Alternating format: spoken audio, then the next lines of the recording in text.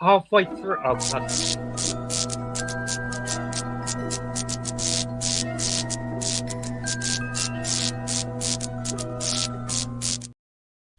Hey, ho, ho, ho. Yes, guys, welcome back to another episode of the Ghostoul Podcast. This week is a bit different. It's nearly Christmas. And yes, we have some guests on the show this evening. We're all going to jingle our balls and talk about ghost stories. So I have the awesome Russ and Carl on the show. There are some more guests coming. We're having Christmas difficulties at the present time. So, hope you boys are well. Welcome. Thanks, Mickey. Hi, Carl. Hello, everybody. Hi, Russ. We are all good. So, we have... Who do we have here? We've got a few people watching at the moment. I admit, we're Finger Red, number one, Finger Red. I don't know what that's a reference to, but we... Audacity, doing some... it's Emily, isn't it? Emily Paranormal. What is? Yeah, the girl. I'm sure it's Emily, isn't it? Emily Paranormal. Is it? Let me glasses off. Well, Finger Red, number one, Finger Red. Sorry, Carl. Tracy, morning from Australia. Hope you're good. Hello, Australia. In the future. Yeah. Merry Christmas. It's Chirpy. Hello, good evening. Hope you are well and ready for Christmas. Hello, Samantha, Chirpy. Lovely to join. I hope you and the dog are doing well, and I'm so glad that you said you'd join us on the podcast. Is that Samantha, is it? Yeah. Oh, okay. Chirpy Samantha. Brilliant. Welcome along. So, yes, while we wait for the others, are we all ready for Christmas, guys? Yeah, well, kind of, yeah. I think we get to our age and it's kind of, a couple of drinks and a bit of chocolate and the TV, and we're happy, aren't we? Yeah, I would take out the chocolate. I'm not a big chocolate fan. I know that's controversial. I'm not a big chocolate fan. Oh no! I know people look at me and went, "He eats chocolate." Mince pies. Yeah. No, it's cheese. Cheese. I've heard cheese is good for you, isn't it? It's like protein, apparently. Oh yeah. It's definitely protein. It's definitely protein. So have you got any cheese boards in place, Carl, ready for Christmas? I haven't just yet because where I'm in sort of technically transit, being in the UK at the moment before I go back, everything that was supposed to be delivered today, it's Christmas, got cancelled and is being delivered tomorrow. If it doesn't get delivered tomorrow, I've got 3 pot noodles and some pasta. Oh, it's like that. Yeah, because you plan it, you put it all in there. You go, yeah, that'll do. There we go. Yeah. That's perfect. That's my Christmas salt. Yeah, and obviously the dates Pringles are nice. Yeah, exactly. The cheese footballs, the Twiglets, and everything you buy at Christmas. And yeah. So and obviously the bookings, early doors get booked up very quickly. So the only booking I could get was today at 3. That got cancelled at 10 o'clock this morning, and I've now got a new booking for 2 o'clock tomorrow. If that doesn't happen, Mickey, I'm on my way to you. Cool. Merry Christmas. So, hey, Carl and everyone else, happy to be here, and we are all well. Thanks, Chippy. I'm not a big chocolate fan. Savoury over sweet. Oh. Yeah, I can see that sometimes. Sometimes this food it's just like, give me some nice savoury food. Yeah, I must admit, I'm a big. John, definitely Neil. John and Neil in the place. They were on last week, Russ. I don't know if you see that.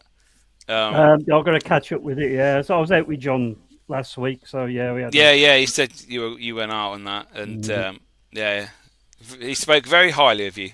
No. So. I'll give you the tenner later. Was that the Paralytic Boys? Yeah. Hey, sorry I missed you on Sunday. I should have been there, but I woke up in not the right headspace, so I didn't go. Oh yeah, it was a certain someone's stand-up. It was, wasn't it? I must admit, he absolutely smashed it. I saw the videos. Was there any? Is it going to be online? He is currently editing it together, and you know what Nick's like. Yeah. So he'll definitely have that up soon. He Cool. had to shoot away for an emergency because technically this should have been shot. I should have been in a hotel from tonight, but I'm still at Nick's, and Okay. So Fair enough. Cool. No.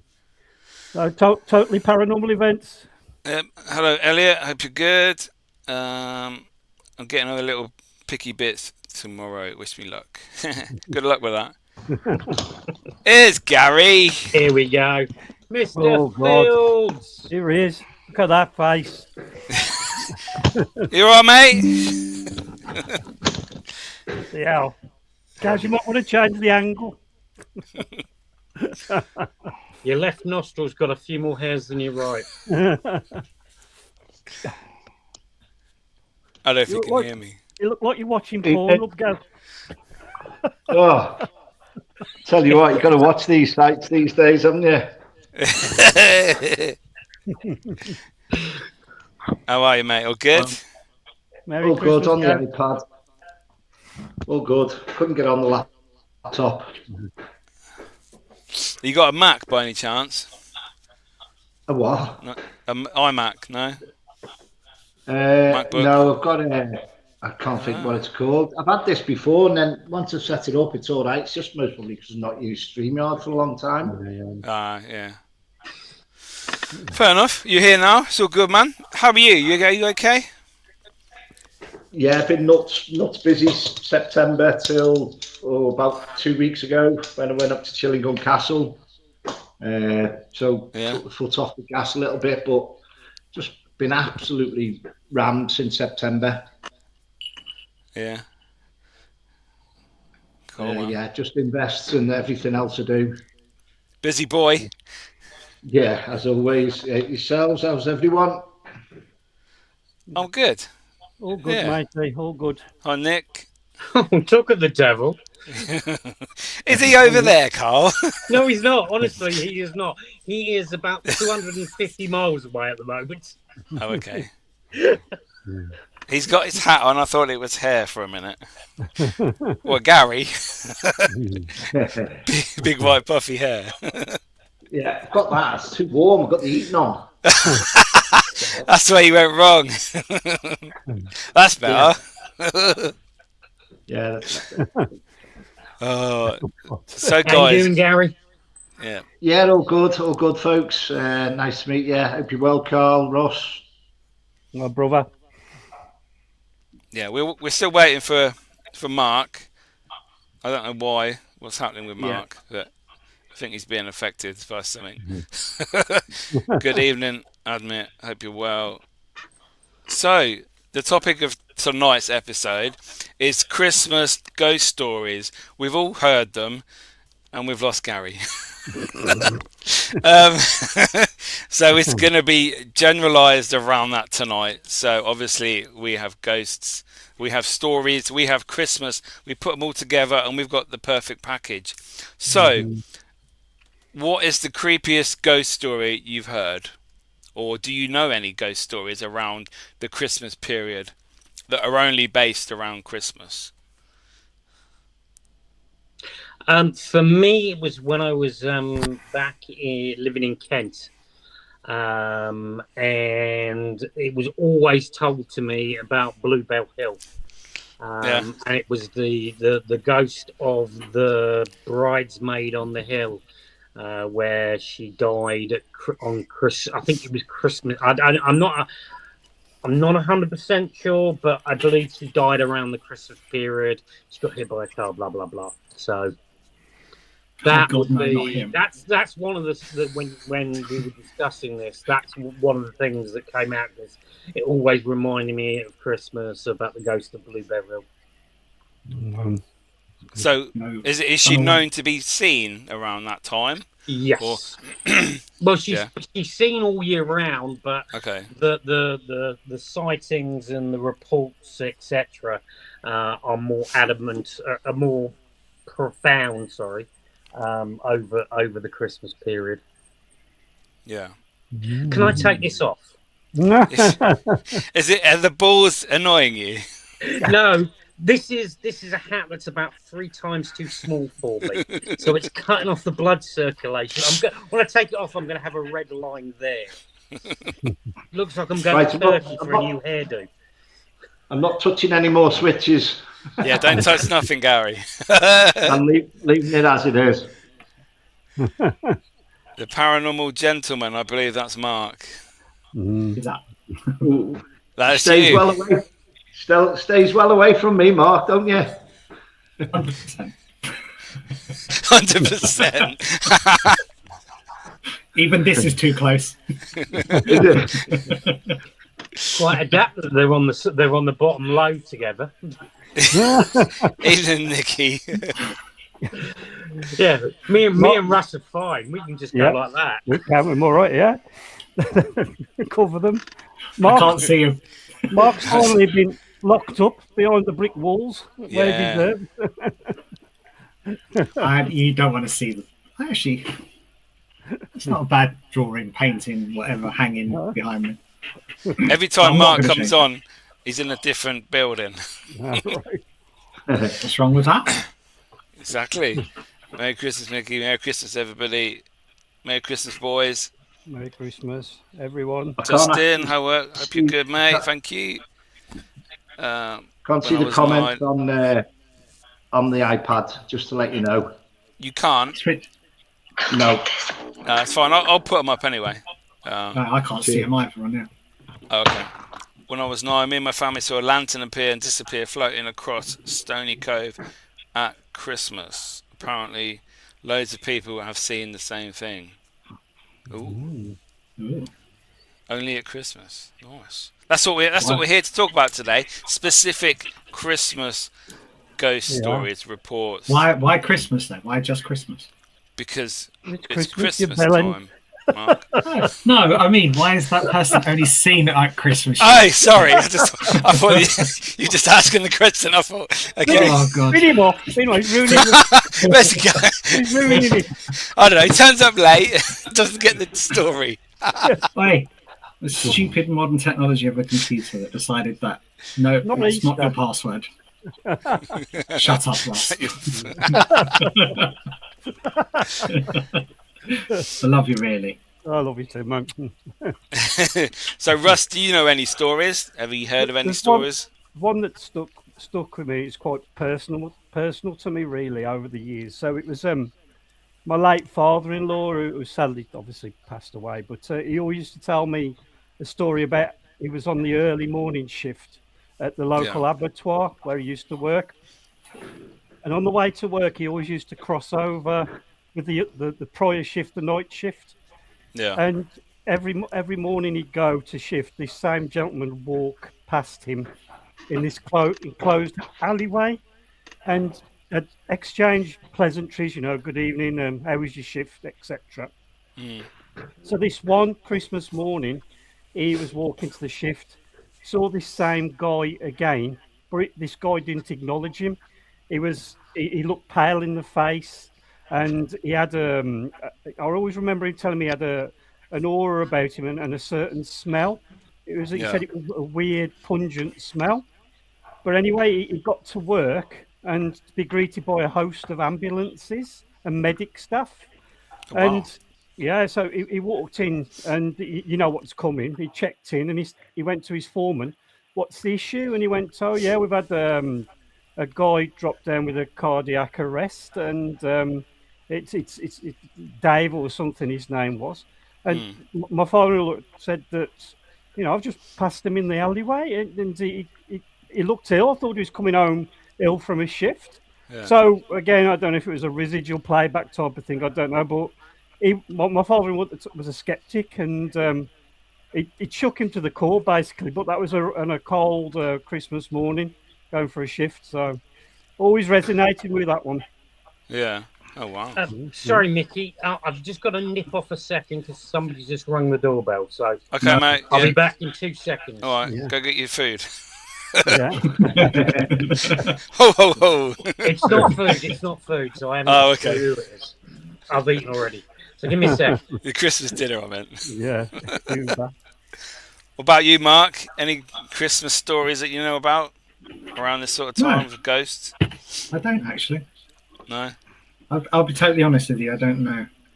Mm-hmm. The person that I would ask would be Garry Fields. Yeah. Well, funny enough, we're coming to Garry now. He's got about 3,000. The ghost of I'm always drawn to where I live now. Used to be an old hall, back in the day, and then obviously I always pick up on the children. So I always feel that the children very close this time of year. That's linked with the old hall.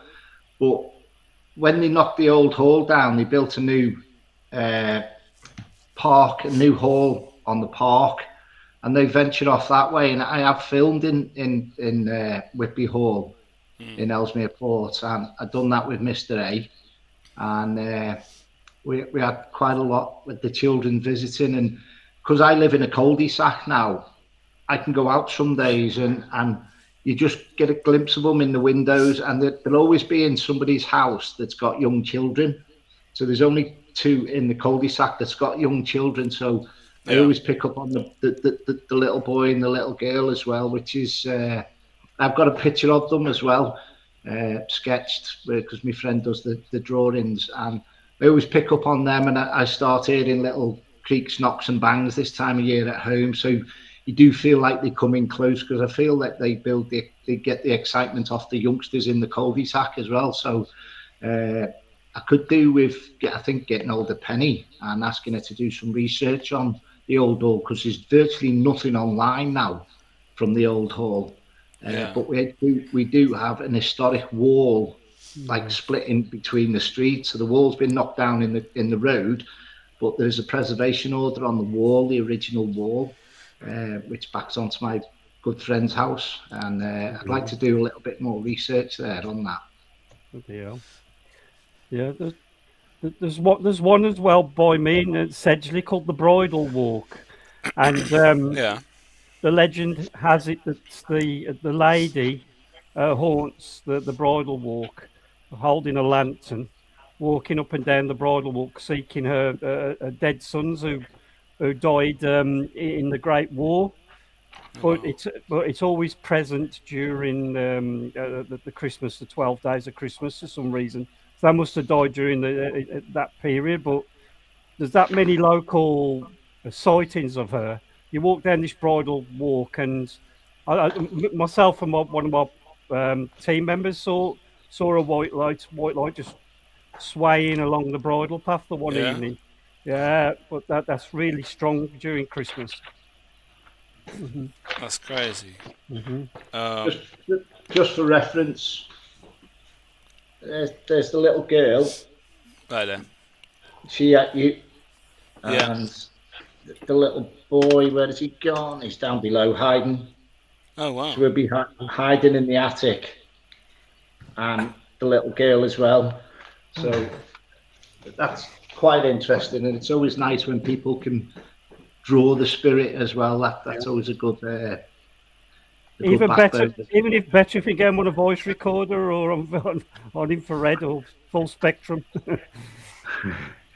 That'd be nice. Well, I tell you what, I might take some photographs of I might turn the lights off and then take a few on the infrared on the night vision on the camera, and then just see what I get over the next day or two as well. And if I get anything, I'll pop it up on here as well. But obviously this time of year, doing what I do, I did have a warning, and I told a few family members not to go in crowds a few weeks back, and obviously that protruding down south in Australia as well. So sometimes when you do get stuff, it's actually sickening to the core. But you just do feel that sometimes there's a lot to do around premonitions and all that as well. So it does get tough, especially when that type of stuff's this close to this year. You know, Christmas time, and there's never a good time. But it's you do need someone to talk to when you're getting that type of stuff as well, and that's where it gets a little bit frustrating. Yeah. When you said that, Garry, about you sense the children's spirits because you think possibly the excitement from the children, like the living. Yeah. I never thought of that. Yeah. It's like, wow, that's like the creative buzz that they're getting. They're excited for Christmas, the energy, the positive energy, and the spirits are drawing from that. I never thought of that. Yeah, and again, that's a nice simplistic way of trying to sum that up, if you get what I mean, because you can imagine them kids from back in the day would have had their chalkboard would have been like their iPad, wouldn't it, today? So I suppose they're spiritually seeing what the modern times are of what these youngsters are getting, all the excitement around the youngsters as well. But I was going to inbox Penny today, Morgus Griffiths and that, and I was just going to ask her about that, but I thought obviously time of year, I'll leave it to another day and then just see if we can do a little bit of digging around that as well. Yeah, it's worth a shot, isn't it? Mm-hmm. Yeah, definitely. But again, originally when I moved in this house, it was called Rose Cottage, and Rose Cottage was in Ellesmere Port is where the police station used to be. There used to be a cottage where the police station used to be, and that was called Rose Cottage. So I don't know whether that's on the back of the land, from the old hall. Yeah. So again, someone's carried it on, and I just dropped it off the address. Eventually, I just didn't use it as Rose Cottage because mine's like a semi-detached house, so I just didn't see the point of carrying on with that. Do you know what I mean? Yeah. Oh, it's worth another something to look into, I suppose. Yeah. I mean, I suppose there must be some archive in the local library. Yeah, this one's for you, Mark. You asked why is it only seen at Christmas? No idea. I'm guessing someone drowned during the Boxing Day scuba dives they used to have. Hundreds have drowned there, where Samantha said about. Yeah. So that was. But there's hundreds of people that have drowned there. This one, yeah, Stony Cove. Why is there only one? What, one spirit? Yeah. That's seeing. Surely there'd be more there, wouldn't there? I suppose that would depend on how they cross over. If they believe in the afterlife, are they, however it works when we die. Garry. Carl, are you in the pink windmill? Am I in a what? In the pink windmill. I don't know. What, am I grub bags or something? I don't even know what that is. No, I have no idea what the pink windmill is. Be careful how you answer that one. Yeah. Might be an elite club. Elite. I guys had a early birthday card. Oh dear. Happy birthday. He's trying to get me banned. Didn't say nothing. I'm not reading that out. Hi Vic, hope you're good. Hi gents, all my favourite people Vicky. In one place. Hi Vicky. Hi Vic. The gorgeous Vicky. Gayla, hello, hope you're good. Thanks for joining from America. Hello. Merry Christmas. Gary's in the chat as well. Hi, Garry. He gets everywhere, doesn't he? He does. He's all over the place. I've got my phone on it now. He's cheating. I've shared it to my page as well. TV page. Thank you so much. I tried to do that, but it's still not showing any of the comments. No. Hey, I've not done bad there, being not techie minded. Yeah, you're doing quite well actually. It's all a lie.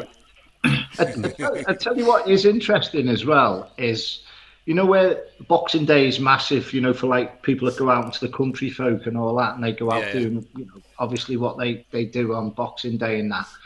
And I just even think a lot of people, like for us this year, there's no football on Boxing Day, it's on Saturday. So even if you go out for a little walk, because a lot of people do go out for fresh air and walks this time of year as well, but even down by the canals and through the country lanes and all that as well. There's some amazing places locally on your doorstep that you're just bypassing every day. So if anyone does want any fresh get out between now and the new year and have a little look around your local area as well. That's what I'd say as well, because again, as a medium, we pick up on so much, and a lot of energies do call us. You need to come over where I am. Just across the road, there used to be a massive asylum. But it's all houses now. Oh, we stand in their gardens. I've got what, Mark?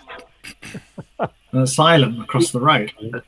Right. You told me you had the dog in car park. Oh no, that's up the road by Mickey. I live in a field. What are you on about? See? Pink Windmill was Rod, Holt and Emu.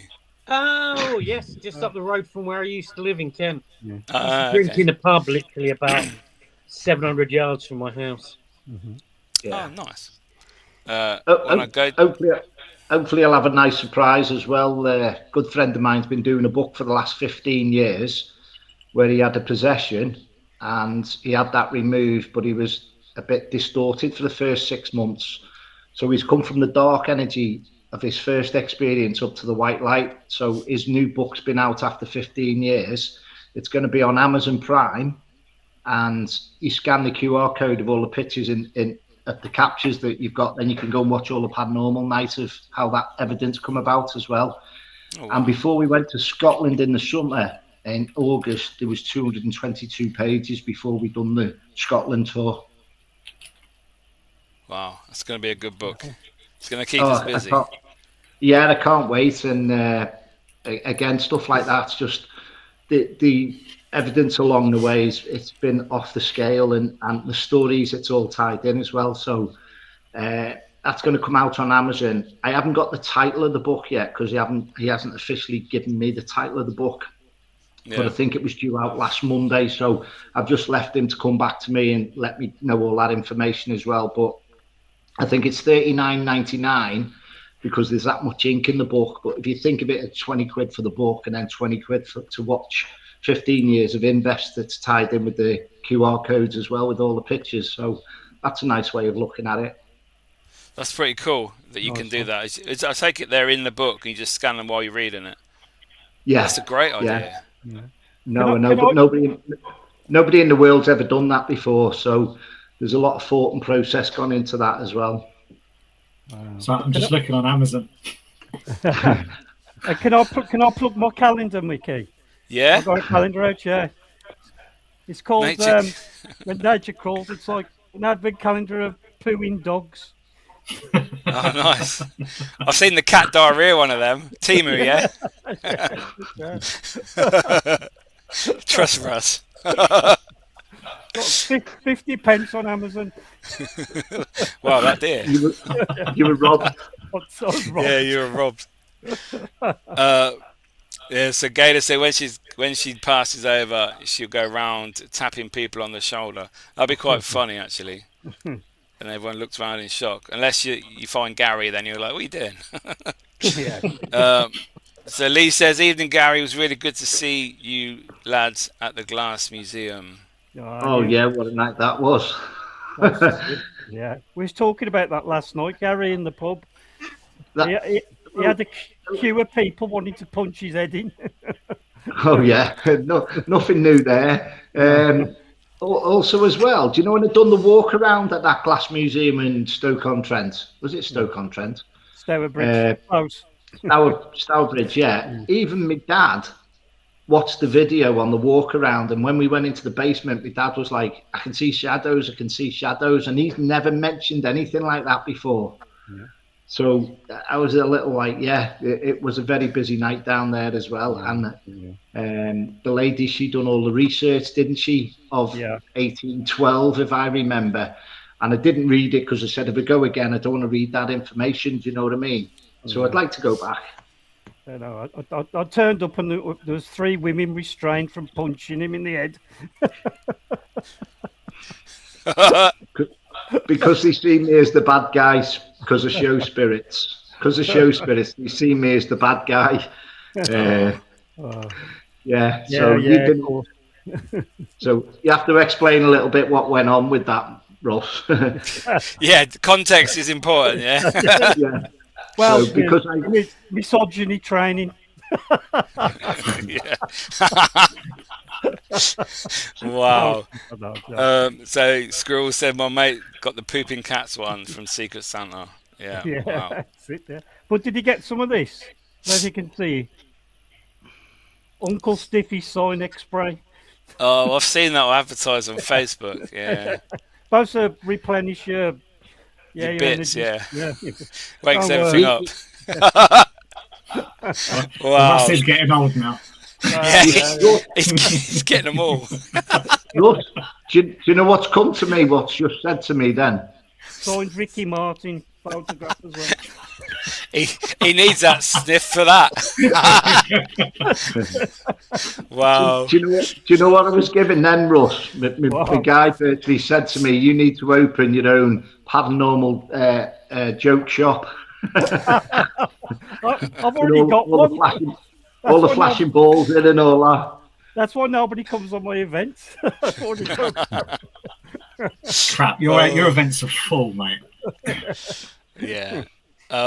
So John said when Carl said there was someone at the door, Rod Hole and Amy used to dance to the door in the pink windmill, showing me pissing age. Yeah, cheers. So I didn't even know anything about that. So thanks for that. You're a baby, that's why. I am a baby. The Glass Museum was a fantastic night. Squirrels, who are you? Do these boys know you? Yeah. Squirrels travelled 26. Give us your name. Yeah, it's a secret. You're not allowed to know. Secret squirrel. Yeah, literally. He's nuts. Yeah.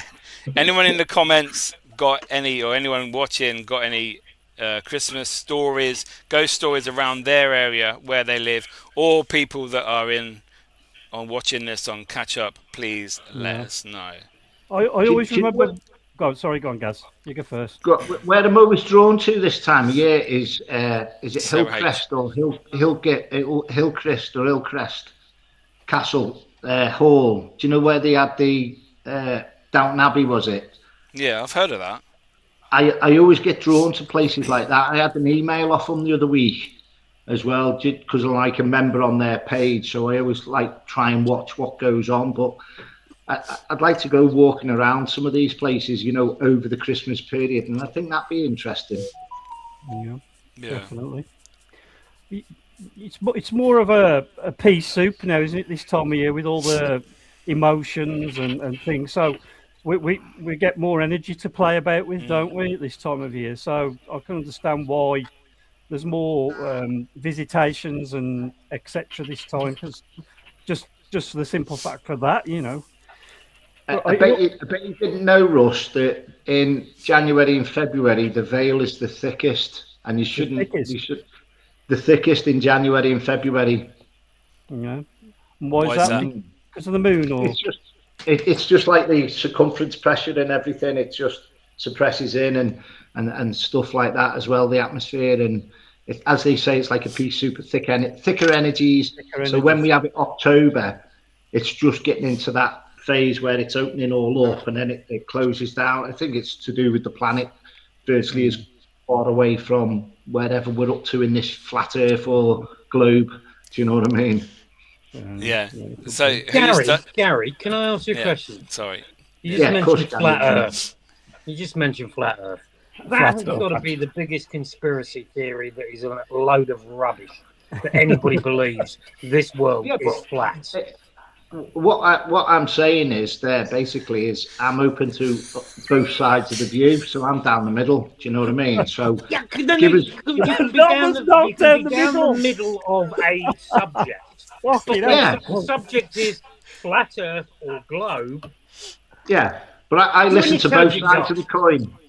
Carl, I listen to both sides of the coin, and also as well, the best way around that is get a nice package together, and we'll go past the Antarctic wall and then see what's there, and then This 300-foot wall of ice that surrounds the planet. Yeah. And next you're going to be telling me we're floating around the universe on the back of a turtle.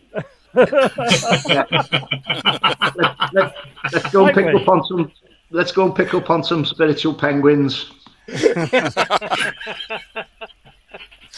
Oh dear! It's going to be one of them.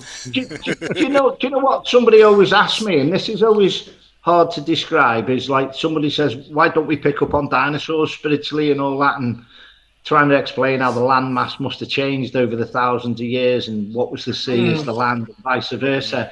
So you do get some amazing questions out there. So come on, folks, let's have some questions. But it's easily explainable though, because that energy stream's gone. It's diluted. It's 65 million years. 65 million. That's why we're dealing with stronger energy streams now. Well, if you go back to the flat Earth, flat Earth. When you're at 40,000 feet in an aircraft and you look out the window and you see the curvature on a clear evening, but you're not there. I've interviewed a flat earther, and they've gone into great detail how anybody getting on the plane is duped. All pilots are actors. You don't leave the ground. So basically all them hours of training and stuff is a load of crap. Exactly. I've interviewed about 2 or 3 flat earthers. Tell you another good one, Carl. Back in the day. Dinosaurs fell off the edge. Another good one, Carl, as well, is a friend of mine. They used to be like an air hostess, and they used to like fly over Egypt and fly over the pyramids and that. And they used to do the water in the sink experiment. Mm-hmm. And then when you go so far over there, it starts swirling the other way as well. Exactly. So, it's like being in Australia. The water goes the opposite way to when it was in the UK. Is that true? I thought that was on telly. No, they used to tell me about that. My friend, he's got his own chauffeuring company, and his wife was an air stewardess, and she said they weren't virtually allowed to fly over the pyramids, but they actually done it one day just to be a bit naughty and do what we do, push the limits. Mm-hmm. But there's also that thing where somewhere around the equator, there's that in the middle of an ocean. You get there, and there's you have 2 colours of sea, and there's a line. Oh, you're seeing that, yeah. And I've seen videos. Salt and fresh. Yeah. It's basically where 2 plates meet, and the water's different, and it meets to a point. Yeah, but then you go to South Africa. I think it's the Cape of Good Hope. If you look at that, you can see a line. Well, not a straight line, but it wiggles. They call that up here the River Mersey in Bournemouth. What side do the bodies come up on? Depends on which side you got thrown in. Yeah. I will. I'll be coming down to Alcester on Saturday, Russ, after the match. Oh, nice one. Yeah, it'd be lovely to see you, mate. I wasn't going to tell anyone. I was just going to show up. Just do it. Any of you lot want to come down as well if you're around? Alcester Town Hall, 27th. What date's that? 27th. Saturday. I'm away. Oh, well. Go come then, can you? No. You can come in spirit. That's it. The missus will kill me. Where are you going? Well, sorry. Nothing new there, Mark. Yeah. No. So, have any of you actually done an investigation on Christmas Eve or Boxing Day? We'll get rid of Christmas Day because that's probably not likely. But yeah, I've done one. When I worked with the Past Hunters with Sean and Bex, we actually done. Yeah. We actually done. Let me think of it. It's a hall. I'll think of it in a minute. And it got burnt down. It wasn't. Oh, what's it? I'll think of the hall in a minute. 2 seconds. Oh, it's just succumbed me at the minute. And it was actually the coldest investigation I've ever done. It was about -10, and I had 4 or 5 layers on then. And it was Baltic. It was absolutely Baltic. It's just by Lewis Carroll, just where his village was. I'll think of it in a minute. And that actually burnt down, but that was a lovely location. I only got there a couple of times, but I'd like to have got in there more, and it will come to me what it's called. Daresbury Hall. Is it inside? It was inside, yeah, and it's as well. minus 10. Wow. It was minus 10, yeah, the weekend. It was like all open. It's a bit like an old asylum open, if you get what I mean. It was on its rundown period. So I think what actually happened, there is a traveller's camping area quite close to that, and I think they took all the lead off the roof. And then No. A lot of it set fire to it, and then obviously they set fire to a lot of these places as well, unbeknown people, and you've lost another great hall then, haven't you? Which is a crying shame, but that was an amazing investigation. Anyone else? Daresbury Hall. No. Mickey, when did we do the one that was advertised when we did the Really Live? Wasn't that before Christmas? Or was that before New Year? That was the nightmare after Christmas. Yeah. That's the 27th, I think. Yeah, the Ram. So that's close. That was close. Yeah. Because I know there was pictures of us with baubles and Santa. Yeah, that was an awesome night. That was. I thought you were going to say Drakelow on the 24th, like 23rd into the 24th. Did you go to that? Oh, that's right. Yeah, we did the Christmas jump. Yeah, and it was like 50 people there. It's fucking crazy. Yeah, it was mental. Did Lee do his live feed from there that night, or was that a different night? I think that was a different night. Yeah, that was a different one. I was there that one. Yeah, that was a different night. But that was nice to be part of as well. Mm-hmm. Miss Drakelow. I heard Drakelow's opening back up though, or a certain tunnel in there. They're doing an Airbnb or something, yeah. Oh, Airbnb in Drakelow. Yeah, apparently. I spent 8 full days basically locked in Drakelow. You had the drone in there, didn't you? You had the drone. Oh, yeah, we had drones. I drove a car down one of the main tunnels. No way. Yeah. I drove the owner's Land Rover. Sid? Sid's. We had to transport a certain bit of equipment for the filming we were doing, and the only way we could get it in was in the back of the Land Rover. So I got the privilege of driving. The furthest entrance which backs onto Sid's woodyard. Is that the one with the big door? Yeah.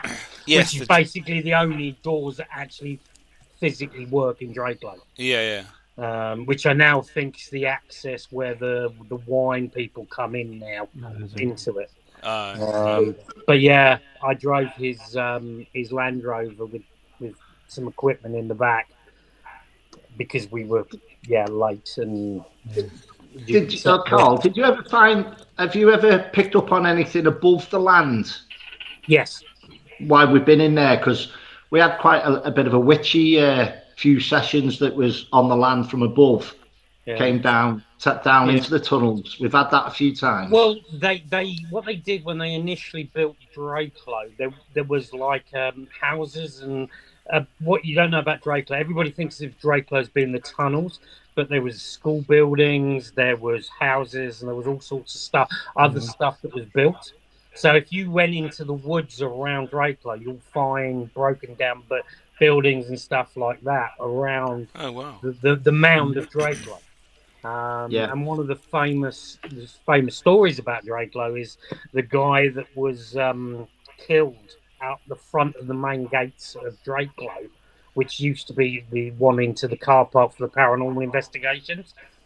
And there was kids waiting for school, and somebody who was going into work got hit by the school bus and died, and he got taken into Drakelow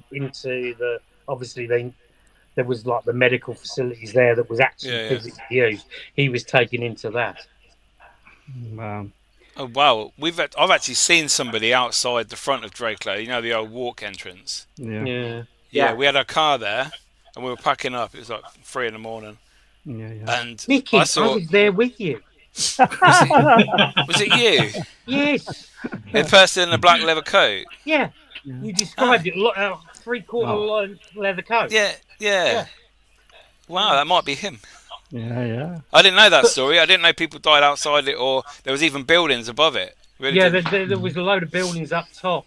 When we filmed the show that we did in Search of the Paranormal, we were literally, apart from probably 4 or 5 hours a night, we were literally in Drakelow 24/7. Apart from about 4 hours a day. Yeah. Because they wouldn't let us actually physically sleep in there for 8 days straight.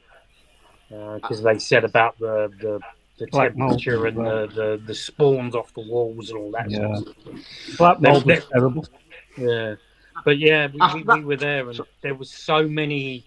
There's so many. If you look apart, if you go away from Drakelow Tunnels itself, but you look at the history of the hill and the village behind where the caravan park is, and all that area, basically how they basically decided on where Drakelow was going to be before they built it, and the guy that basically got done for signing incorrect invoices so he could pocket the money, where he used certain inferior products and actually and there was workmen that actually died because of certain materials that we used on Drakelow early on.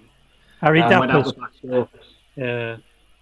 Dapper Tunnel 1, weren't it? As that was one of the stories. Yeah, that was Tunnel 1 was the biggest. And when we did the when we did the show, we had pictures on a table, and we had 5 REM pods and 5 millimeters, and we also had 5 digital recorders. We also had other equipment around it, and we had evidence come through where we heard the name of the guy.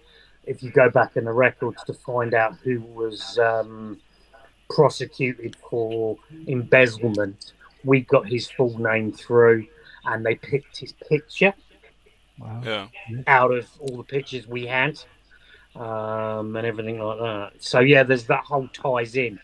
Well, Drakelow, there's sightings of people in Drakelow at Christmas. Yeah. The guy in the blue boiler suit, Tunnel 1. The guy in the blue boiler suit. Yeah. Is that Oswald? I thought it was the bloke who died down there. And I personally, after the time I spent there, because obviously there's the reports of the black-eyed dog and everything like that, the black shuck. Yeah, the black what? The demon. Oh yeah. Yeah, I've got a picture of him. I'll show you. I'll tell you what. Can I just jump in relation to an experience? Go for it. My most profound experience in Drakelow. It was the tunnel underneath the burial mound. There was no electricity at all, obviously, down there. All the fluorescent light tubes from the 50s. Yeah. They was all along the tube, and we did we for some reason we did just a standing circle, energy circle, and then because none of the equipment was kicking off, and I shit you not, we had every one of them fluorescent tube lights turn on. Not in an ambient colour, but in different colours, red, blue, green, coming along. We broke the circle. They all went off. We went looking for the wiring to see if there's fused up filaments, etc. Nothing. But the power of that circle lit those fluorescent tubes. It was mad. One of the most profound experiences I had at Drakelow. To be truthfully honest, Russ, I would agree with you 100%. Out of all the God knows how many places I've been, both in the UK and abroad, and over the years I've been doing it. Drakelow has a special part in my heart about it. And I don't know whether Mickey remembers this. Remember when we did the Christmas jumper one, and I had the parabolic dish, and we were walking up, and I was hearing all this stuff, and I handed you the headphones. Yeah. And you described what you were hearing. You could. You see the black shadow. Yeah. He came out of a doorway there in Drakelow, by that big open door, the ones that open. Well, Garry, that's a great photo, but we have a better photo of the guy in the blue boiler suit. It's Really? we're not having a pissing competition, Gary. I love you. But Extra we've got a validation. picture. If you It's go validation, to isn't in it? search of the paranormal Draco with Jolie, a good friend of mine, and obviously everybody here, and Garry as well. And she was being interviewed for the Draco show. I remember, yeah. And that doorway, which Garry just showed a picture, we have a colour photo washed out of a guy in a blue boiler suit. Wow. I spoke to the guy in the boiler suit. Did you? I went by myself to go out to get some fresh air. This was at one of the breaks. And as I walked back in, you can turn left and right, left to go where the clock was. Right to go to toilet, left to go That's clock, it. yeah. As I got to that junction, the guy walks out in front of me, and I said to him, "Are you right?" And he just nodded and then walked off. Yeah. And I was So like, many "Hold on a people. minute, who are you?" So many people. Oh, wow. But they vanished. Wow. So many people. Okay, I got to Yeah. ask because I can guarantee everybody in this call at the moment has been to Draco. Yeah. Yeah. Where did you go? When you were given the choice, what did you feel in the men's toilets? And don't say yourself, but I'm just saying. Well, you know. Russ was feeling the person next to him. Because I after day one, I refused to go to Go the toilet. alone. Yeah. No.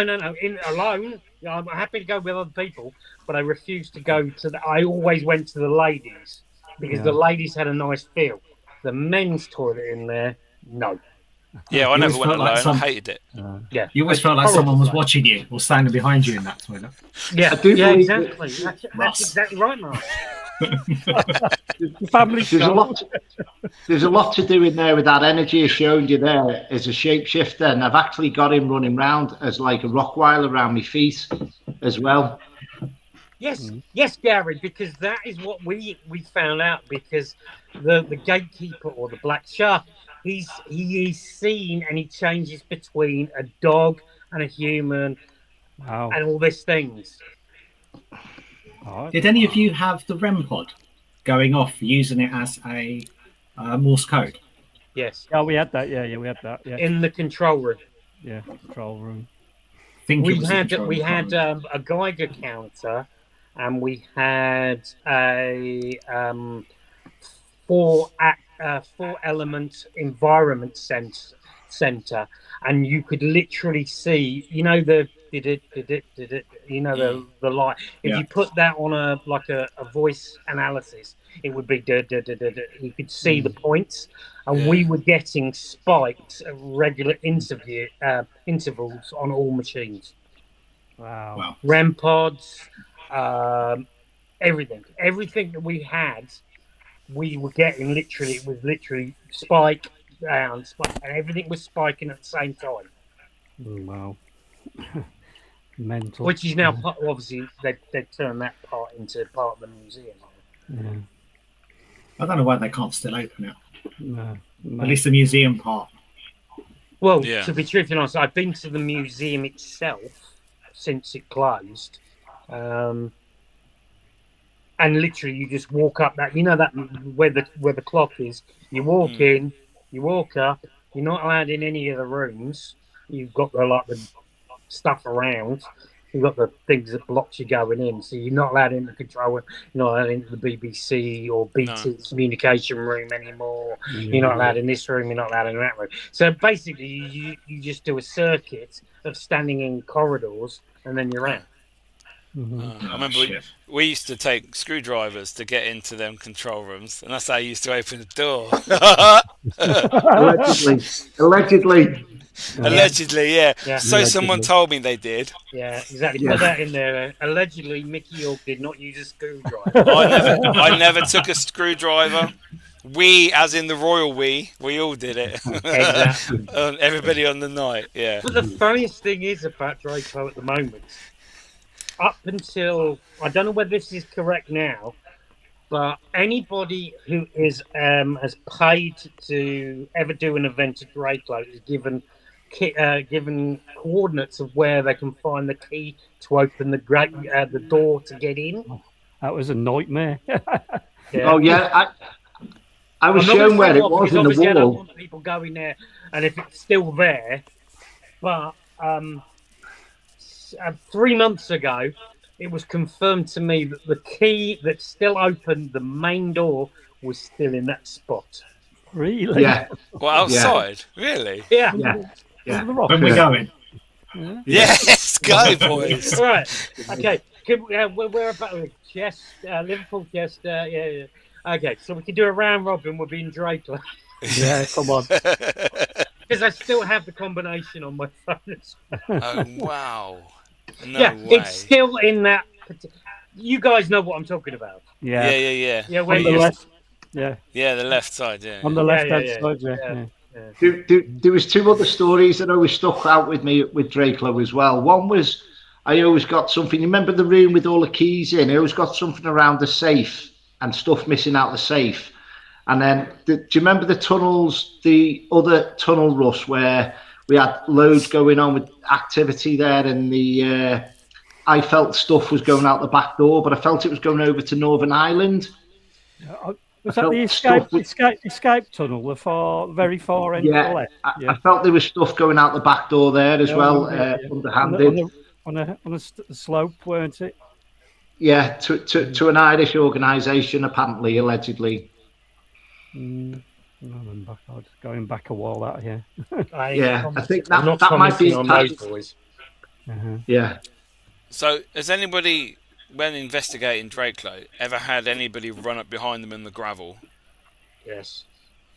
I had that, and I'd turn around and thought, "Fuck me, there's someone behind me," and there wasn't. It's just me there. Yeah. I actually done an investigation with Pitch Black there, and I shown a boxer, and I think they used to have like fighting and like one-off straighteners, and you could actually hear the gunshots of one night when it went a bit wrong, and somebody got carried away. You could hear gunshots in there as well, but as clear as day. I think the most active room, which people probably have, I don't know whether I'll say it, but I don't know whether you guys have actually been in there. I know Mickey has. Is the flu room and air conditioning room at the top end of Tunnel 3. In the top left corner of it. Top left corner, which used to have an escape hatch to go up the hill. Yeah. That's the one with the hill. That's what I was talking about. I called it the escape tunnel, but that was Garry's on about the island. Oh, that place! Weapons and things. Yeah, you could physically. You didn't need a parabolic disc. No. You didn't need video. You could hear voices. Hear voices up and down. Yeah, When we actually investigated there, after the information we had about the witches and that, a week later another group was there, and it actually came out on the equipment saying, "Where's Garry?" Wow. Which was amazing. So Garry, I've got to ask you, what's your number one location? Whether it's Christmas or not, because I know it's a Christmas show. Yeah. But I've always wanted to ask you this, Garry. If you could pick one location that was the most active for you, where would you pick it? I'm going to say Stirling Jail, because I had stuff from Stirling Castle followers down to the jail. And for the 2 hours, I was with Justin that night and Pan and his team, and I shown Robert the Bruce, and somebody took a screenshot of the photograph, so I transfigurated him, and I had a crown on my head, and somebody Googled him, Robert the Bruce, and you could actually see this crown. And the people said that photograph of him, when they've done research, they said that's what you was wearing when you were showing that spirit as well. But that was 2 hours solid in one of the cells, but it had followed us all the information, had followed us down from the castle and all that as well. So that was off the scale. And I'd say quite close to that is St George's Hall in Liverpool, with the history over the time period. And I actually stood on the roof and went up above the Victorian roof into the natural, how it would have been back in the day. And I've actually stood on the roof at 3:00 in the morning when I was supposed to be filming, and they couldn't find me, and I was stood on the roof looking all over the city. So that was an amazing. But again, in the judges' chamber there, St George's Hall, and there's that much going on, and it was just unbelievable. But take me to Stirling Castle, Stirling Jail, anywhere around there. But I think that's linked with past life with my Reiki masters, because her guide was found under the chapel in Stirling Castle of one of the 5 bodies they found under there, and they'd done a reconstruction, and that was one of my Reiki masters guides who follows me now and again. But if anyone sees either her guide, my Reiki masters guide, or my guide, I know that's when we cut the session. So the last time that happened and somebody described my guide who they could see through me, I knew I broke the session then, and I was in Drakelow by that big black door at the big door at the bottom as well. So if somebody describes that, I know we're getting too close to the bone, or something's going to go on where we need to cut it and go and have a drink and refresh and go again, because there's just that many places out there. Every place has got its different story. Chillingham Castle the other week, 15 years I've been called to that place, and I couldn't make it up with you that night, Russ, because I was elsewhere. But when I went up about 3 weeks ago, it was Claire Evans said to me, "What have you picked up on tonight?" And I had my pad, and I pulled the second page of my pad down, and she said that's all she's heard all night was missing children. And that's what I had on my pad. And she said that's all she could hear all night was the missing kids. And that's validation from another medium of why I was drawn there to help a couple of kids as well, which is mind-blowing. Wow. But 15 years to get there when you're drawn to it, it's a long time, do you know what I mean? Mm-hmm. So we have something from Gala. There's an old hotel in my area from the late 1800s where the husband murdered his wife. People have said they've seen her in the corridors. Wow. I presume that might just be a Christmas story, or it's just a local legend, myth. So, Garry, question for you. Yeah. Would you investigate Anfield? Well, to be honest or not, if you don't believe me, I've actually took people on tours there, and I'm actually sat in the manager's chair before they've done the new main stand, and I've got a big, massive energy around me like that. It's actually Bill Shankly. Was it Bill Shankly? Did he come through? Certainly. And I tell you another interesting thing about that, Russ, that you say that. Really? It wasn't too far off the boot room where that main press office was. I've actually done a lot of areas around Everton's ground, and one of the first people I brought through was the first captain that went from Everton to Liverpool from like 1890s or 1892 or something like that. And I brought the first captain of Liverpool through as well.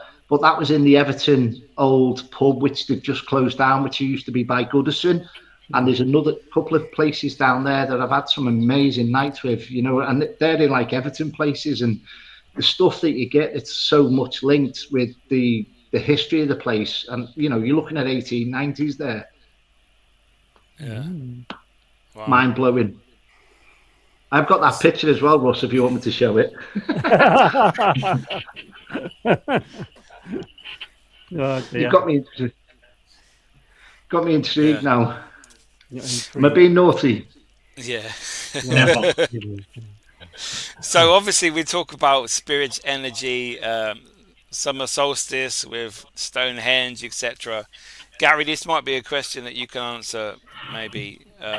The winter solstice, does that change the spirit realm, the energies? Is it linked to Christmas this time of year?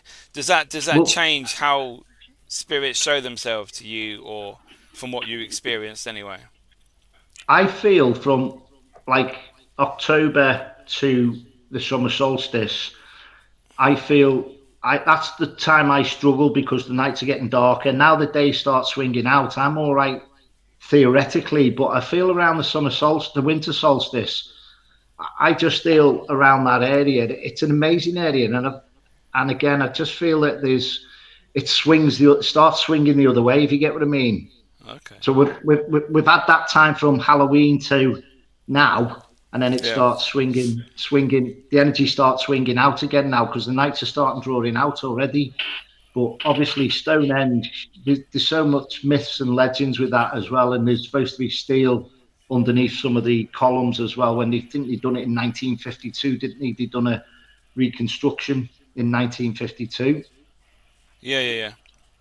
So again, it's like the lie of the land. You just get so much, but I love it on the way down to Bath and all that. I get so drawn when I'm down that neck of woods to other little areas as well, away from Stonehenge. Yeah, Somerset and Glastonbury and all that area. Yeah, it's very spiritually down there. Yeah, even Glastonbury, not in the height of summer season, is a place to go and walk around and experience them vibrations and do your own little bit of research. Take a pad, have the apps on your phone or something. Try different things as you're walking around places. But definitely, I feel less suppressed coming out the other side of the longest days now. The shortest days starting to 2 minutes a day or 1 minute a day or whatever. But I feel it's like I just keep my head down from like Halloween till then, and then I just feel that's a tough time with so much going on. I think this festive period, mainly festive, is a time for residual more than anything. Because as I discussed earlier on, because of the emotions and high senses, and it's an emotional time, and for a lot of people, and obviously not just sad, happy times as well. I just think it's prime conditions for residual playback. So. Well, I always say when we do have Christmas dinner and all that, I always say raise a glass to absent friends, because it does the emotions with everything. It's you've got to remember the good times, and that's what I say to people when people contact me or if I do any readings and that. I always say to people, you've got to remember the positives, because there's more positives than them just not being here now. You've got to remember the good times. Yeah, don't dwell on the bad and the negative. It's no coincidence as well. A lot of the authors that the current penned classic ghost stories was always around the Christmas period as well. So a lot of those were experienced as well during this season. So there is something mystical and magical about it, spiritually as well as energy-wise, depending on what side of the fence you're on. Well, look at the Christmas Carol. That's like the ultimate ghost story. Exactly. Yeah. Well, I feel I'm always drawn to it's a day where there's always hope to look forward to. That's how I always see Christmas Day as well. And to me, Boxing Day is my favourite day of the year, because you do get time for me to reflect on everything that you've done in the year. And that to me is an achievement, Boxing Day. That's the way I look at it. I'd rather have Boxing Day is my favourite day of the year, followed by the 1st of March. Because if you've got all spring and summer to look forward to. Yeah. But definitely Boxing Day it's just my favourite day of the year. So Gary, you saying that you don't like these long nights and that it gets dark quick. I remember one time when me and Mark went to Devil's Bridge, and we met like, I don't know, 3:00, 3:30. I was home by 6 because it was so dark. It was like pitch black before 4:00, and being outside location, it was perfect, wasn't it, Mark? Oh, it was brilliant. It's how that light changes. One minute you can see everything, and then it's just gone. If you've got like a nice moonlit night and clear, follow the full moons. Get the calendars up for the year. Like for now, get all next year's full moons out, and 9 times out of 10, it's usually dry around the period of the full moon or the new moons and that. And then plan your invest if you go anywhere outside. Plan your invest around them with your walks around the graveyards and all that, because I've had one of the most amazing pieces of evidence on it in the graveyard, where I had a gentleman in a flat hat walk past us, and you could see his shadow go right past us on the wall. And that was on a live feed. Oh wow! That was just mind blowing. But you could sense them around you. But always have a little look. 2 seconds. I've got a card. 2 seconds. Okay. Oh, it's gone. He's getting his moon cards out. He's got the football in the background. Christmas cards. No. What I mean is, I was given that last year. That would be handy, Not taking a piss now. This is like you say, it might be a good idea. do you know what I mean? So have a little look at that, Mickey, and you know, when you've got all your strawberry moons or whatever, is like, you know, they're always quite close to the start of the month at the minute. But I think as well, I'd say over the years, I think we're missing about 200 or 300 years with the cycles of when they've changed from 13 months to 12 months as well. So again, a lot of that is out sync, I feel, and I'd say with past lives and stuff like that, I feel there's gaps. And I feel that's why we've got a lot of gaps, is because they've done a lot of alterations over the years, and you know, maybe not log dates and all that for certain periods, but I do feel there's 200 or 300 years gone missing there, where you don't seem to get a lot in the chapters of when you're investigating or something. Majority of stuff goes back to about the 1600s. But you've got to be in some really like 1,000-year-old castle to get more in depth. But I do feel there's a few centuries missing around the where we're up to now in today's date. I don't think a lot of stuff adds up with the dates. No. Every time I go in investigation, it's always Victorian period. It's always Victorian boy. Oh, it's Victorian children. There's Victorian this, and then there's. I've got a theory about that. There's more recent ghosts than that, you know. Yeah, but do you know why? Because they always say there's the theory of they were God-fearing in them sort of periods. They didn't want to go to hell because they'd been bad. They weren't going to get into heaven, etc. So that's why they say a lot of Victorian people, when they passed over, they stayed on like in spirit rather than passing over. But I thought it was just because I was thick, because I didn't understand Georgian and Edwardian periods. They existed as well. They did, yeah. Okay, what I'm saying is, we notice them because of how they're dressed. Yeah, we all say, you never see a ghost of a bloke in a hoodie, but it's because they don't stand out. How many spirits do we see potentially every day when we're going shopping? We're out in the park. You don't know if they're real people. It's only because they don't stand out. I've got another theory, Mickey. Do you reckon there, if you've got angels down here, we must have visitations of what people don't see out the corner of their eyes, in a way where you're just walking on the path and you just presume it's somebody on today's plane? Exactly, that's what I'm saying, yeah. Go on, Carl. I always think that the reason, because you look back and you look at documentation of past experiences and all that sort of stuff. If you went back 20 years or further back or whatever, it was Roman soldiers, it was this, it was that. You look now, it's Victorian. And I always believe it's the 7 goodbyes. So, and the last goodbye is when nobody utters your name. Yeah. So is that why we're suddenly getting, as you go through time, is that why you're getting to a point where if nobody utters your name, you are then visible? Maybe. Interesting. That's all of it, because, people say, oh, why don't we see dinosaurs? Why don't we see this, that, and the other? And is it because when you get to a point where it's recent, within a certain amount of years, people are always thinking about the person that, unless it was a sudden death or things like that, if people passed away in a normal way, people will still remember them, but there's no reason for them to come back. Yeah. If it's a sudden death or an accident or a murder, blah, blah, they're like got other things. But if people are still mentioning their names, they're in their ether or your mind or whatever.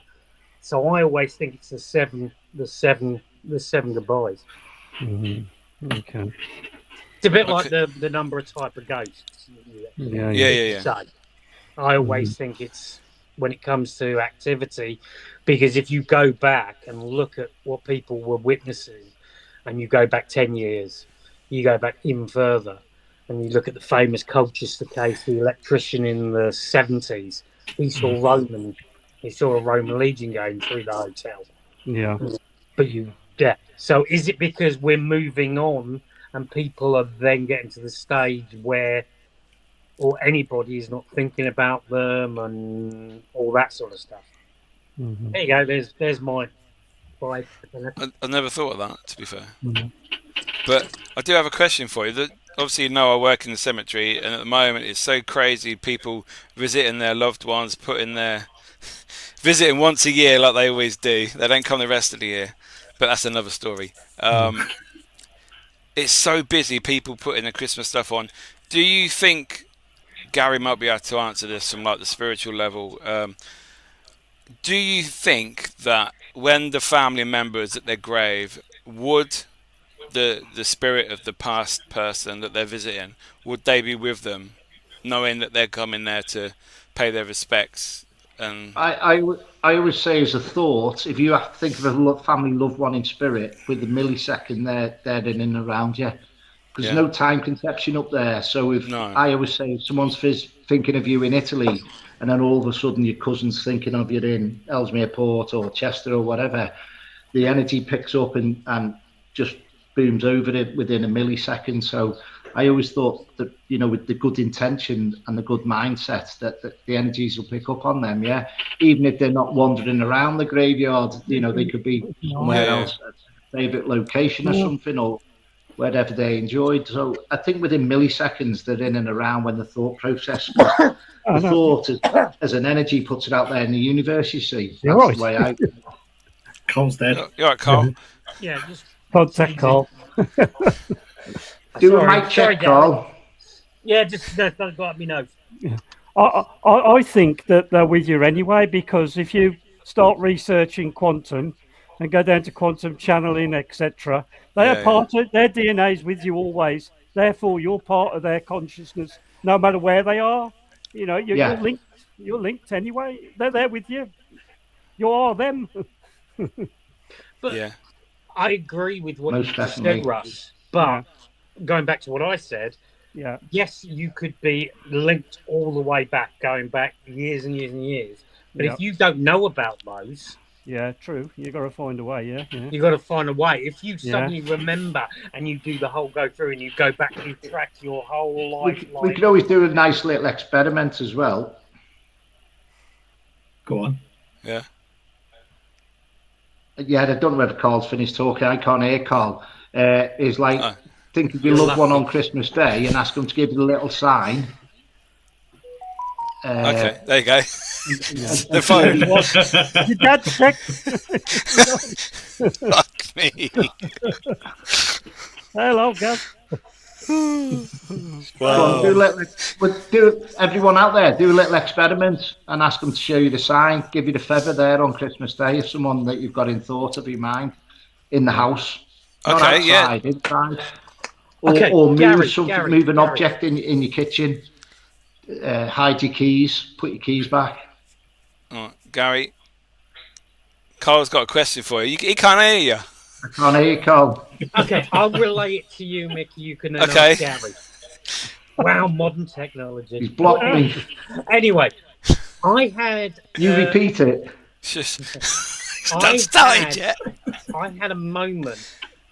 You obviously, Mickey, you know where I'm staying. And we were sitting in the lounge area, and I was talking to somebody, and we were just having a chat, and then a certain feather just appeared out of nowhere, coming down, and landed on my knee, and it was a certain colour. Okay. And I want to know what a brown and black feather means. Okay, so Garry, Carl was... you now. Oh, did you hear that? I got the back end of it. Something about what's a brown or a black feather. Brown and black. It could be a mixture of like pagan, Wiccan, that type of stuff. Somebody from the land, possibly. Like a crow, Morrigan or something like that. Or I didn't hear the full question, but again, an earth. Whatever people's beliefs is, that could come in really close to you if you've been around that type of spiritual person, if you're with a pagan person or a Wiccan person. But just seeing different signs and different things around.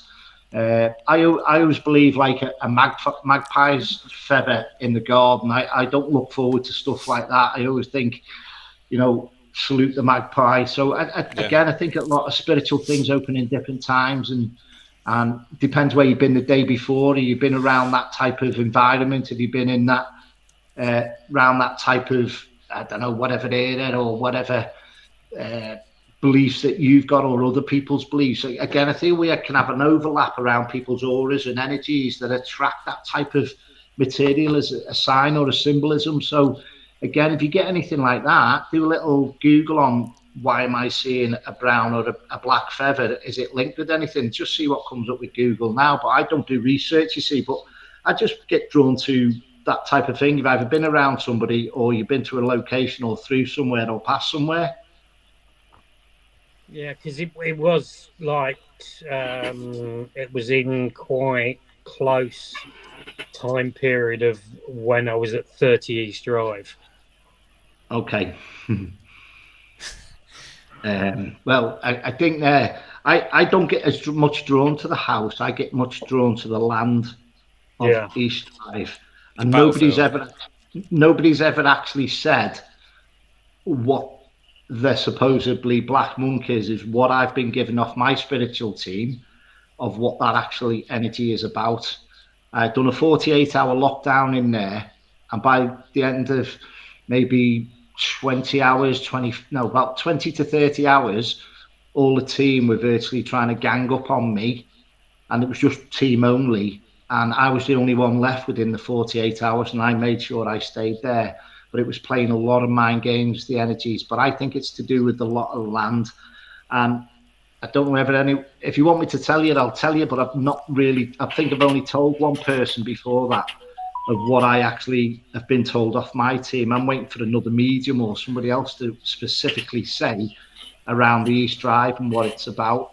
I think it's to do with the land. I think it's to do with coming from one county to another, or taxes and all the, all the, like the polls and paying taxes through one area or one road and one village. So I think that piece of pie at certain times of the year is very, very busy and very, you're getting the full piece of cheese, if you get what I mean. So I think you get the kitchen sink at certain times of the year there. Well, I've never experienced the monk, but I've had the girl. Every time I've been, I've had the girl upstairs in the little girl.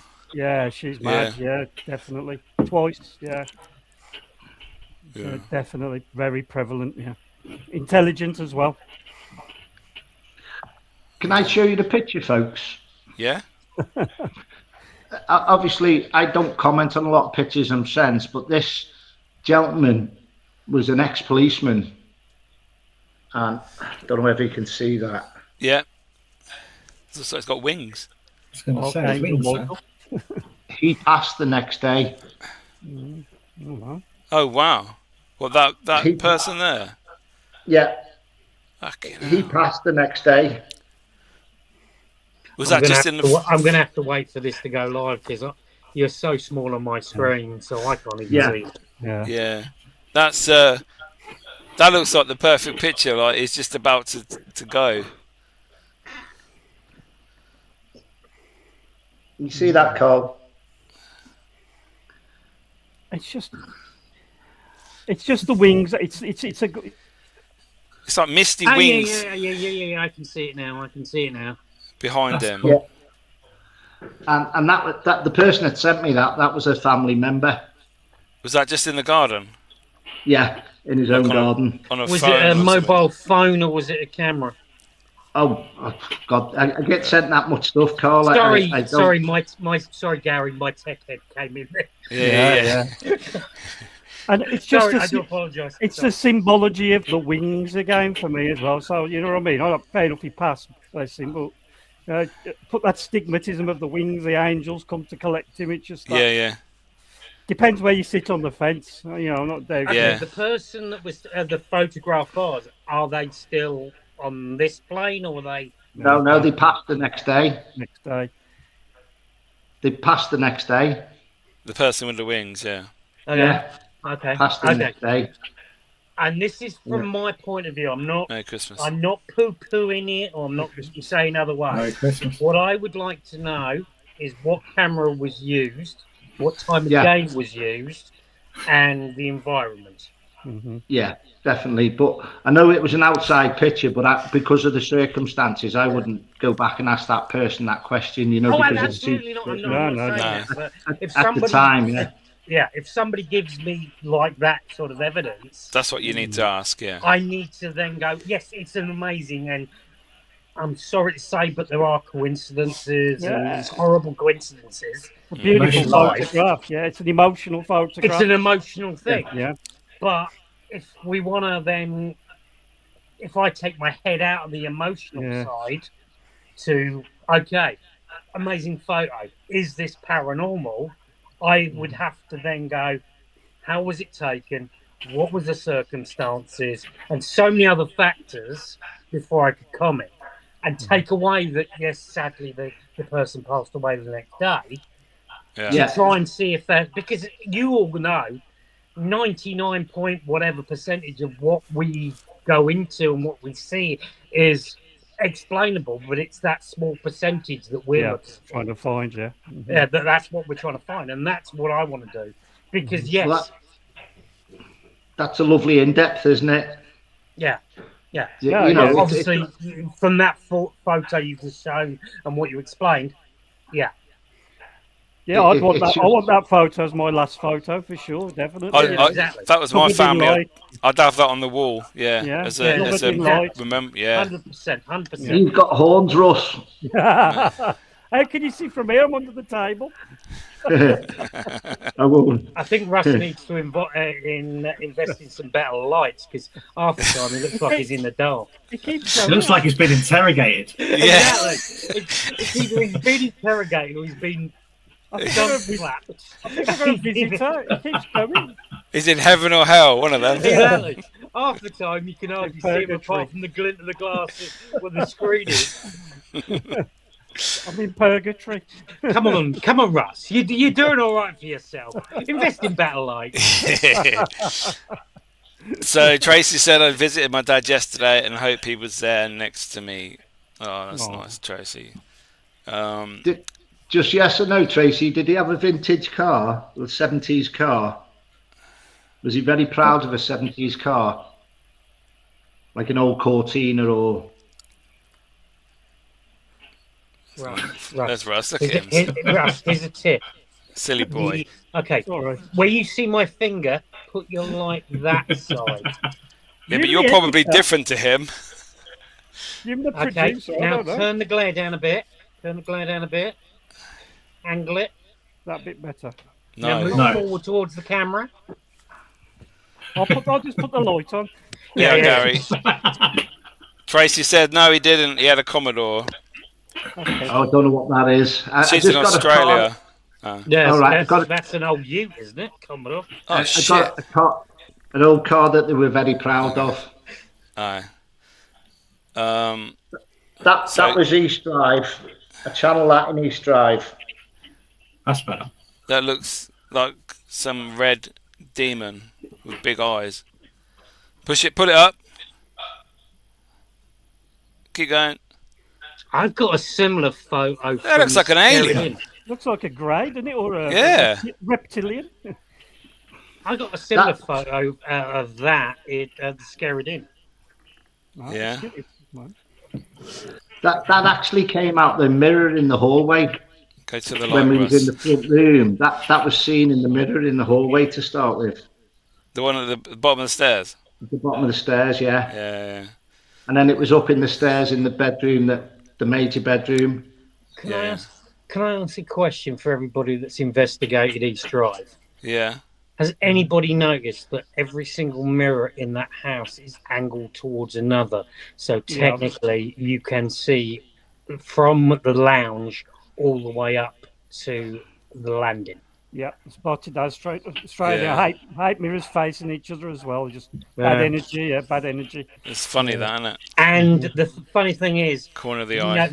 We noticed the person in the back garden, if they turn on their outside light, it causes shadows and weird light anomalies in the front room, the other side of the house, because it's the mirror downstairs and pings its way up. Cheeky. Yeah, and the marbles appear from nowhere. Out of Carol's pocket. Yeah. I've actually got the the clock in the front room, the one with the balls on. Yeah. There's no batteries in it, and I've actually got motion of that turning. Just slightly like a pendulum. Like little vibration, not much, but the 3 or 4 balls are just like quivering and doing this little vibration around them. No. Has anybody ever had anything in the coal shed there? Because I never have, apart from nothing. No, it's just full of mould. Yeah. I've had somebody who's had their hat. They had their hat like what I've Kelly. got, and, Kelly. Yes, Kelly. Yeah, she sent me that video. Taken off her head. Yeah. Kelly Ennis? No, no, Kelly Peppers. Peppers, oh yeah. Peppers. No. Yeah. So I've seen a video of that. Yeah, that's pretty cool. Gator said, my dad passed away a while ago. When I either think about him or trying to sort something, I smell his tobacco. I've heard him in my ear. Is it neurological or something else? He's part of you, in my opinion. He's there. He's with you. Yeah. You think about him. Yep. Something happened. Very close. Yep. Very close around you. Coming closer as well.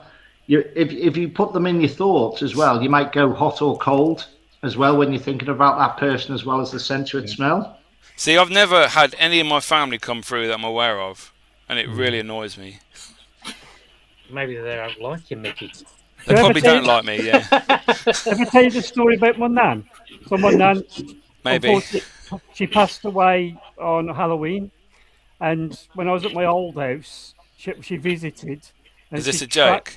No, seriously. Oh, no. sorry. Okay. Well, you never know with Russ. Serious paranormal one. Yeah. Okay, sorry. Yeah. And it was about 3 the old prelude in it, 3 a.m. the witching hour, whatever it is. Yeah. But no, seriously, almighty bang in the kitchen, and I went downstairs, and all the pots, pans from underneath the kitchen worktop had been thrown onto the floor.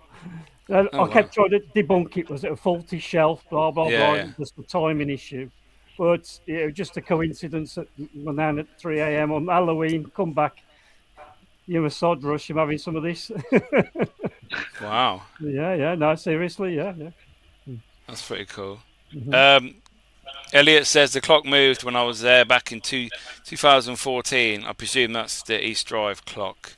Yeah. Is that the little gold carriage clock? Yeah. On the shelf, yeah. Gator says I get a chill and I felt goosebumps. Yeah. 31st of October was his birthday. Oh. Wow. Awesome. Tracy said I've had the TV volume go up loud so many times and my doorbell rings and there's nobody there. Yeah. I think the one is my best mate who I go to the match with. He had a BMW, and every time it'd say, well, where you been last night on a Friday? We're going to match on a Saturday. And then all of a sudden, out of the blue, his radio will go up on full blast. And he's like, you tell your mates to stop playing. I used to laugh my head off. So that radio used to go on full blast loads of times. Anyway, guys, you're missing the best bit of evidence ever at East Drive. Was that when that guy had that rope tied around his waist and he got pulled up the stairs? Russ.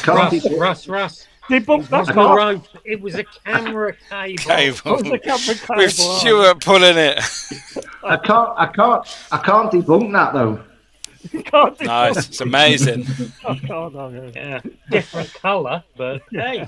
Yeah. It's night vision. That's why.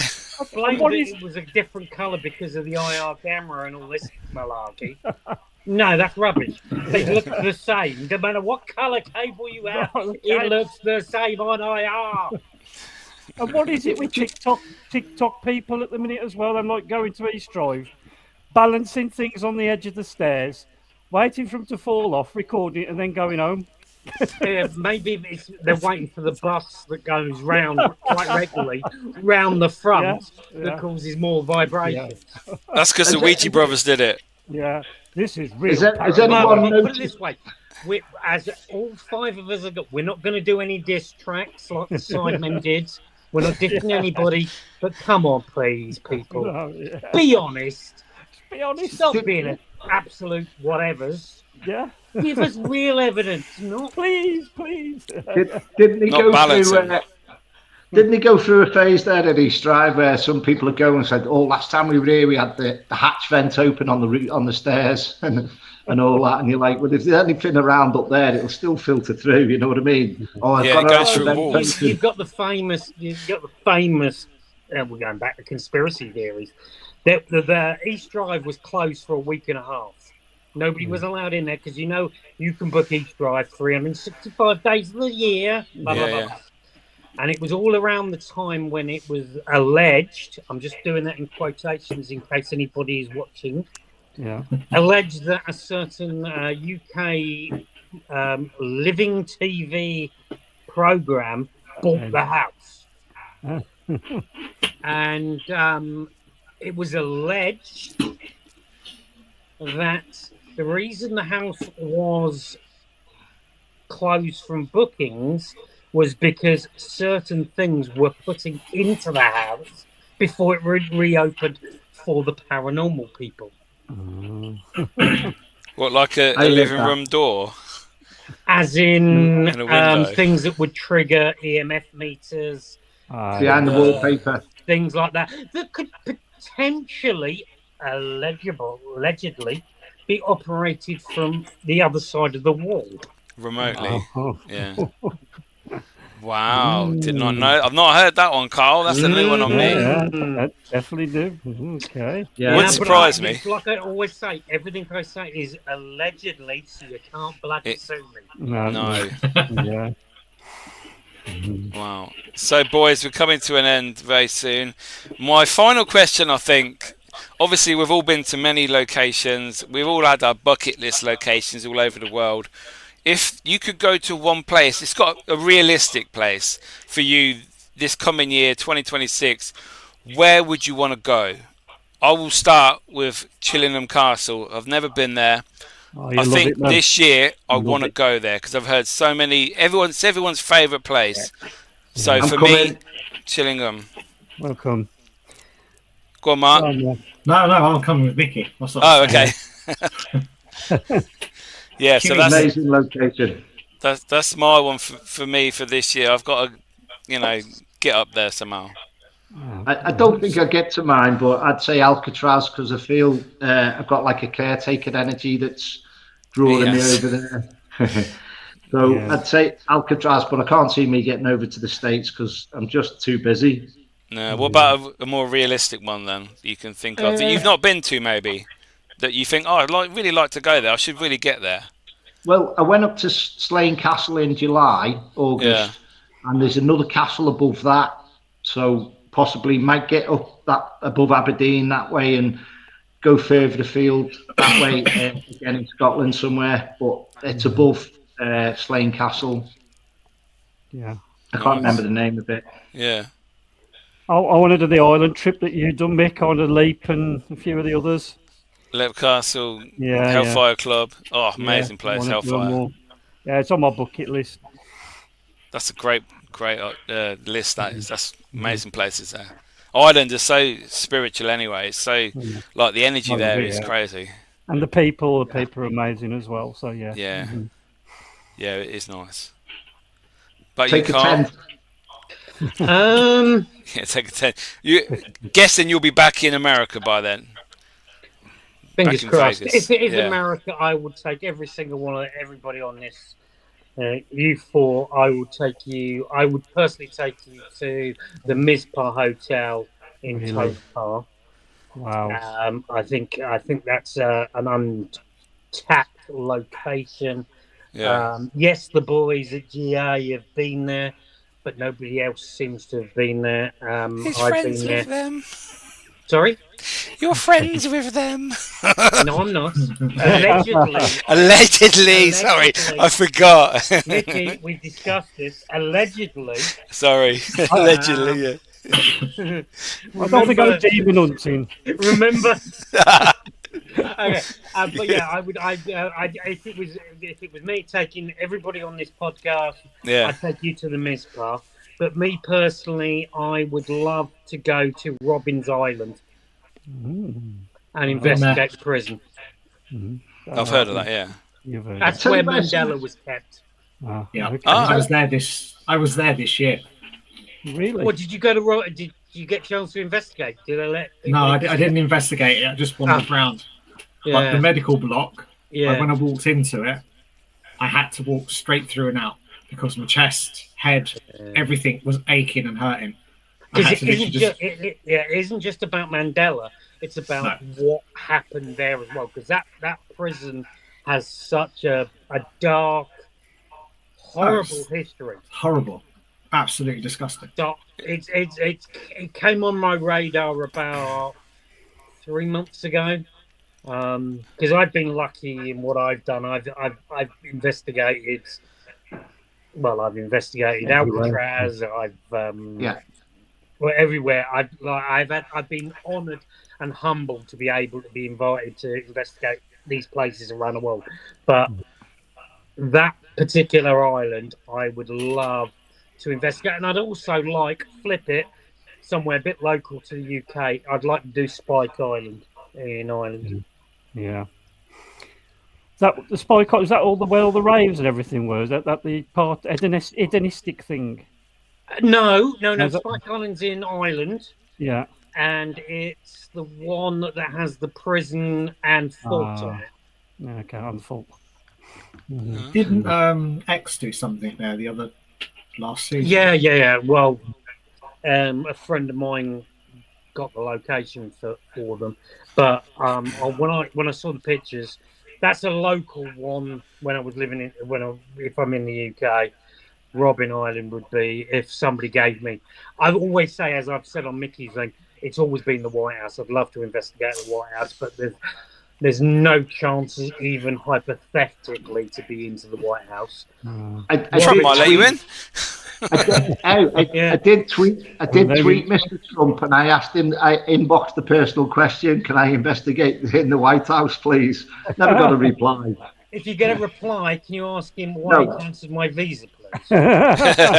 And can you hurry up? And hurry up and reissue it. Yeah. Can I add one more place as well, which I always love this time of year as well, is I'd love to go to the Eagle's Nest, which was in Australia. It was in the German war films, wasn't it? Hitler's hideout place, wasn't it? Possibly Austria. Garry, that is now a cafeteria.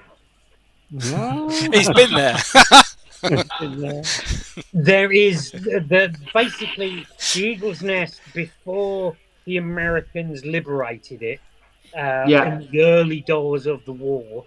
The Eagle's Nest was basically, as most of the prime targets that could have potentially given anything away to the Allies, was destroyed by the Germans as they left. The Eagle's Nest, the guy that designed the Eagle's Nest designed the Führer bunker and several other key Nazi locations that Hitler would own, because by that time his brain had gone from the drugs and God knows what else. He would only trust this one designer, and he designed a lot of the key Nazi structures. He designed the whole city, whatever. But they destroyed most of it before the Americans got there. But now, half of it, which had a mule behind it, is now a cafeteria on top of the hill. And you can go there without paying, and you can go there. Have a coffee. I was passed this by a historian from Derby Jail, and this is actually a bullet from Flounders. Oh wow! Which I do get some residential link in sometimes there now and again, because that's in my Reiki room. So again, Second World War, loads of RAF places as well, especially around the UK. And anybody out there that would do some research and see the total amount of RAF bases that was in the UK, and if we could list all them and like going in and around them at some point as well. I love the old RAF bases as well. Yeah. Well, Garry, I'll give you a location. Hey, what's that called? Give you a location. RAF base down in Kent, basically where the control tower on the RAF base. It's called a place called Kings Hill in between Rochester and Chatham, and it's been turned into massive housing estates. But the control tower and the officers' mess and that whole area is now a pub. I would love you to go there and see what you pick up in the main restaurant area of the tower. Yeah, I've done the RAF base in Lincolnshire with the Bluebell pub. Yeah, we did one, Mark, didn't we? We did.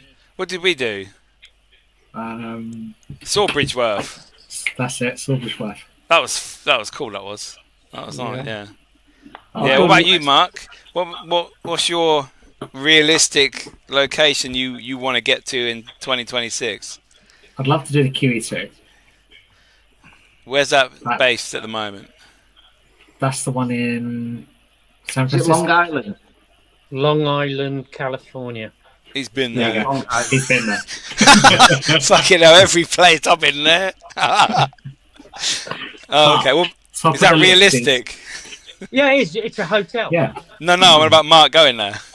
No, the realistic one is the one in Colorado. What's the hotel? Oh, yes, because you're going there. The Clown Motel, no? No. What's the big one where the Shining was done? Stanley. Stanley Hotel. Stanley, yeah. That's in... Yeah. Okay, if you go there, Mark, if you go there, if you want to, not paranormal, buy a bottle of their own. It's Woodford Reserve, but it's the Stanley Hotel. You can only get it from the Stanley Hotel. It's a bottle of Woodford's bourbon. Cold buy Don't off care about it if you don't like it. Just go and buy a bottle. Okay. So I'm going there. I'm going to Colorado for 4 days. Oh yeah, you said about it before. Yeah. I'm hoping. Then you go in Vegas. Yeah. Mark, If I try and get visa. access. If you talk to the Happy Christmas, reception Gala. and say you're in the paranormal, because they have a resident team, and ask them to give you access or just take you around the tour to the carriage house, where the mattresses, anybody that's died at the Stanley, every single mattress gets lined up in the carriage house. Oh wow! Oh wow! Oh wow! And it's literally got loads in it.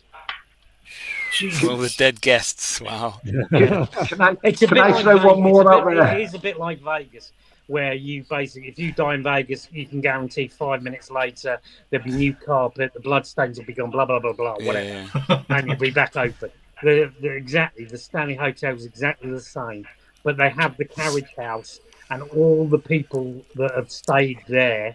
And I presume they throw them out after a certain period of time, obviously. But it basically has a mattress store. I think when I was there, it was at the side as you walked in, but before that, it was on top of the eaves of the carriage house, and it literally was just full of mattresses where people had died. Do you know what I'd like for everyone to do in the group as well, which would be good experiment-wise? If you watch Expedition Bigfoot, I do feel there's more of a spiritual link there with that. So I'd like to go as a team and go when the show's on and when they're doing all this research and you get glimpses of Bigfoot or the thermal image in that. I think there's more of a bit of a spiritual twist with this because it seems to disappear quite quickly wherever they're on the mark of it or on the trace of it. Alien. I can put you in touch with the cast and the producer. He's been on it. No. On the show. I know it sounds. I personally think from the spiritual side of it, I think there's more. I was at Michigan Paracon, and all of the crew and all of the headliners were at Michigan Paragon, which I was there at. And my table was right next to theirs. I'd like to see them.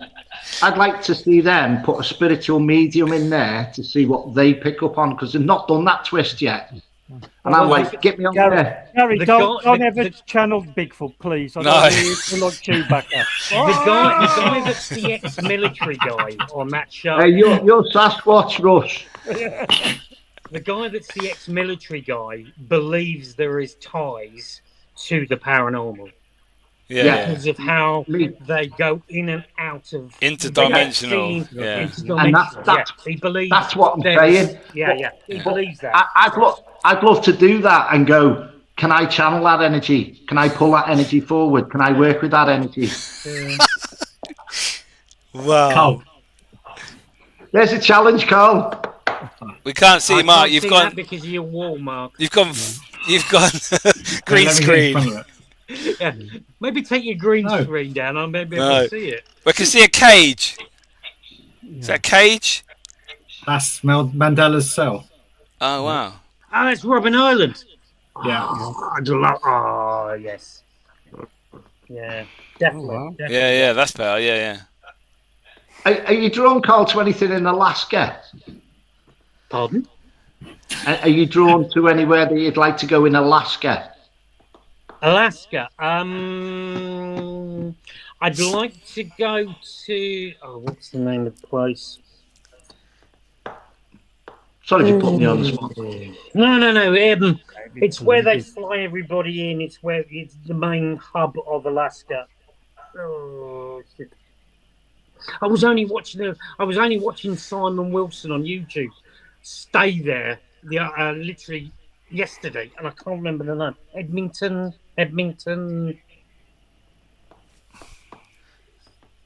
That place. There's the one place. Anchorage, no. Anchorage. That's it. Anchorage, whatever that says. Yeah. That's it. Anchorage. Thank you, Gayla. Gayla mentioned David Polides as well. I watch him with his missing. Movie about Sasquatch. Yeah. That guy's brilliant. David Polides, his documentary is awesome. He does the missing people. Is it Missing 211 or something like that? About missing, Hollow Earth and. Thank you, Tracy. Yeah. So, guys, I think we'll wrap it there. What an awesome show. Started off talking about ghosts, ended up talking about Bigfoot, and then I love it. But that's Missing 411. There you go. That's the whole thing about the paranormal. It's not just ghosts. It's cryptids, it's UFOs. It's everything. This, that, and the other. Sea monsters. Yeah. So, guys, thank you. Go on, Garry. Go on, it's okay. No, go on. You're okay. No, I was going to get rid of you. What do you want? I know, I'm up in England. You know what I'm like. Yeah. So, guys, you've been awesome. Thank you so much for joining me this evening. It's been a pleasure. I know it's busy Christmas time, and you could be doing stuff with your families. I do appreciate you joining me. I'd like to thank everybody for joining me over the weeks and months this year of the Ghostoul Podcast. We've had loads of great guests, and the comments, the feedback, the shares, the views. You're all absolutely awesome. And we'll see you next year for more paranormal fun, stories about our adventures. And we'll see you in 2026. Merry Christmas. Merry Christmas, everybody. God bless. See you later.